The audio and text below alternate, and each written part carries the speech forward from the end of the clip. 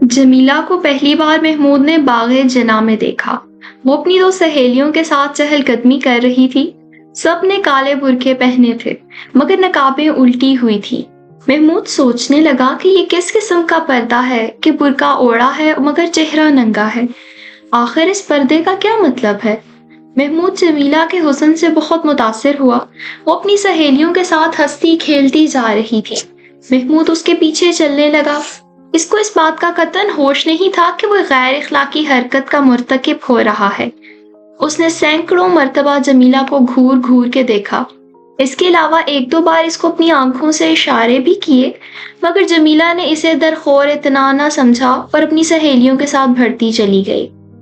اس کی سہیلیاں بھی کافی خوبصورت تھیں مگر محمود نے اس میں ایک ایسی کشش پائی جو لوہے کے ساتھ مقناطیس کی ہوتی ہے۔ وہ اس کے ساتھ چمٹ کر رہ گیا۔ ایک جگہ اس نے جرأت سے کام لے کر جمیلہ سے کہا، حضور اپنا نقاب تو سنبھالیے، ہوا میں اڑ رہا ہے۔ جمیلہ نے یہ سن کر شور مچانا شروع کر دیا۔ اس پر پولیس کے دو سپاہی جو اس وقت باغ میں ڈیوٹی پر تھے دوڑتے آئے اور جمیلہ سے پوچھا، بہن کیا بات ہے؟ جمیلہ نے محمود کی طرف دیکھا جو سہما کھڑا تھا اور کہا، یہ لڑکا مجھ سے چھیڑخانی کر رہا تھا۔ جب سے میں اس باغ میں داخل ہوئی ہوں یہ میرا پیچھا کر رہا ہے۔ سپاہیوں نے محمود کا سرسری جائزہ لیا اور اس کو گرفتار کر کے حوالات میں داخل کر دیا، لیکن اس کی ضمانت ہو گئی۔ مقدمہ شروع ہوا۔ قصہ مختصر یہ کہ محمود کا جرم ثابت ہو گیا اور اسے 2 ماہ قید بمشقت کی سزا مل گئی۔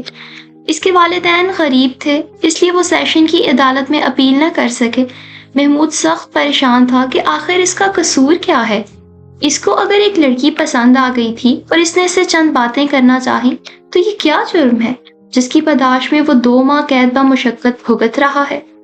جیل خانے میں وہ کئی مرتبہ بچوں کی طرح رویا۔ اس کو مصوری کا شوق تھا لیکن اس سے وہاں چکی پسوائی جاتی تھی۔ ابھی سے جیل خانے میں آئے 20 روز ہی ہوئے تھے کہ اسے بتایا گیا اس کی ملاقات آئی ہے۔ محمود نے سوچا کہ یہ ملاقاتی کون ہے؟ اس کے والد تو اس سے سخت ناراض تھے، والدہ اپاہج تھی اور کوئی رشتہ دار بھی نہیں تھا۔ سپاہی اسے دروازے کے پاس لے گیا جو آہنی سلاخوں کا بنا ہوا تھا۔ ان سلاخوں کے پیچھے اس نے دیکھا کہ جمیلہ کھڑی ہے۔ وہ بہت حیرت زدہ ہوا۔ اس نے سمجھا کہ شاید کسی اور کو دیکھنے آئی ہوگی مگر جمیلہ نے سلاخوں کے پاس آ کر اسے کہا، میں آپ سے ملنے آئی ہوں۔ محمود کی حیرت میں اور بھی اضافہ ہو گیا۔ مجھ سے؟ جی ہاں، میں معافی مانگنے آئی ہوں کہ میں نے جلد بازی کی جس کی وجہ سے آپ کو یہاں آنا پڑا۔ محمود مسکرایا، ہائے اس زود پشیماں کا پشیماں ہونا۔ جمیلہ نے کہا، یہ غالب ہے؟ جی ہاں، غالب کے سوا اور کون ہو سکتا ہے جو انسان کے جذبات کی ترجمانی کر سکے۔ میں نے آپ کو معاف کر دیا لیکن میں یہاں آپ کی کوئی خدمت نہیں کر سکتا اس لیے کہ یہ میرا گھر نہیں ہے، سرکار کا ہے۔ اس کے لیے میں معافی کا درخواست گزار ہوں۔ جمیلہ کی آنکھوں میں آنسو آ گئے۔ میں آپ کی خاتمہ ہوں۔ چند منٹ ان کے درمیان اور باتیں ہوئیں جو محبت کے عہد و پیما تھی۔ جمیلہ نے اس کو صابن کی ایک ٹکیا دی، مٹھائی بھی پیش کی۔ اس کے بعد وہ ہر 15 دن کے بعد محمود سے ملاقات کرنے کے لیے آتی رہی۔ اس دوران میں ان دونوں کی محبت استوار ہو گئی۔ جمیلہ نے محمود کو ایک روز بتایا، مجھے موسیقی سیکھنے کا شوق ہے۔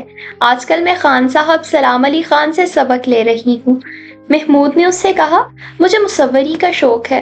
مجھے یہاں جیل خانے میں اور کوئی تکلیف نہیں، مشقت سے میں گھبراتا نہیں، لیکن میری طبیعت جس فن کی طرف مائل ہے اس کی تسکین نہیں ہوتی۔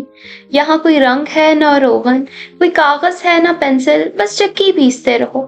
جمیلہ کی آنکھیں پھر آنسو بہانے لگیں۔ بس اب تھوڑے ہی دن باقی رہ گئے ہیں، اب باہر آئیں تو سب کچھ ہو جائے گا۔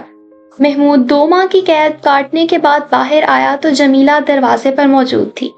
اس کالے برقعے میں جو اب بھوسلا ہو گیا تھا جگہ جگہ سے پھٹا ہوا تھا۔ دونوں آرٹسٹ تھے اس لیے انہوں نے فیصلہ کیا کہ شادی کر لیں۔ چنانچہ شادی ہو گئی۔ جمیلہ کے ماں باپ کچھ اثاثہ چھوڑ گئے تھے اس لیے انہوں نے ایک چھوٹا سا مکان بنایا اور پرمسرت زندگی بسر کرنے لگے۔ محمود ایک آرٹ اسٹوڈیو میں جانے لگا تاکہ اپنی مصوری کا شوق پورا کرے۔ جمیلہ خان صاحب سلام علی خان سے پھر تعلیم حاصل کرنے لگی۔ 1 برس تک وہ دونوں تعلیم حاصل کرتے رہے۔ محمود مصوری سیکھتا رہا اور جمیلہ موسیقی۔ اس کے بعد سارا اثاثہ ختم ہو گیا اور نوبت فاقوں پر آ گئی۔ لیکن دونوں آرٹ شیدائی تھے۔ وہ سمجھتے تھے کہ فاقے کرنے والے ہی صحیح طور پر اپنے آرٹ کی معراج تک پہنچ سکتے ہیں، اس لیے وہ اپنی اس مفلسی کے زمانے میں بھی خوش تھے۔ ایک دن جمیلہ نے اپنے شوہر کو یہ مشتہ سنایا کہ اسے ایک امیر گھرانے میں موسیقی سکھانے کی ٹیوشن مل رہی ہے۔ محمود نے یہ سن کر اسے کہا، نہیں، ٹیوشن ویوشن بکواس ہے، ہم لوگ آرٹسٹ ہیں۔ اس کی بیوی نے بڑے پیار کے ساتھ کہا، لیکن میری جان، گزارا کیسے ہوگا؟